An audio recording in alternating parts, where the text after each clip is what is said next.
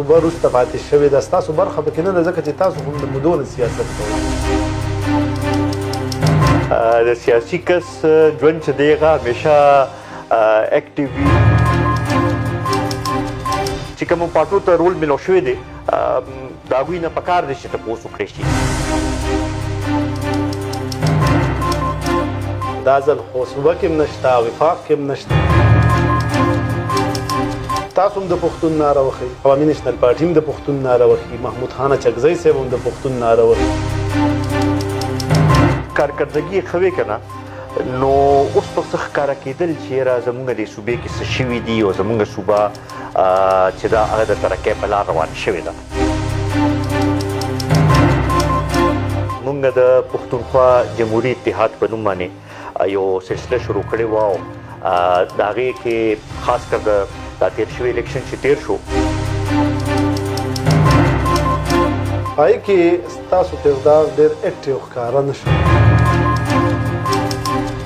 د پښتنو چې دا کوم مسایل دي په دې باندې راځئ چې یو ځای کینو او یو سلسله شروع کړو الکټیبلز چې څه ته وایي هغه ورسره شامل کړی شو مولانا صاحب خو ازادي مارش اعلان خو یې پخپله دغه کړی دی لا په اے پي سي کې د هغې باندې ډسکشن نه دی شوی څو پورې چې د افغان حکومت هم پکې شامل کړی شوي نه نو دا به پایداره هغې لحاظ سره امن نه جوړېږي کشمیر او افغانستان یو ځای تړو نو زما خیال دا ښه دغه نه دی ځکه دا دوه بېلې مسلې دي عبدالجان خان زما لږ تاسو سره په دې باندې اختلاف دی د ترقۍ سوچ چې دی همیشه موږ روړی دی او کوشش هم دا کړی را به یې ولی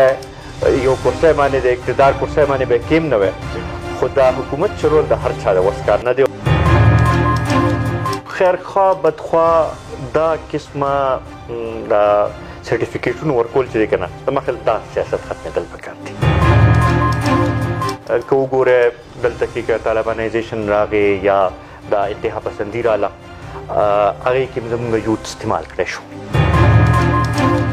دا به کېږي چې هغه قوتونه چې کوم د مرجع خلاف وو هغوی ته به تقویت میلاویږي چې کوم به مونږ هېچا لپاره هم ښه دی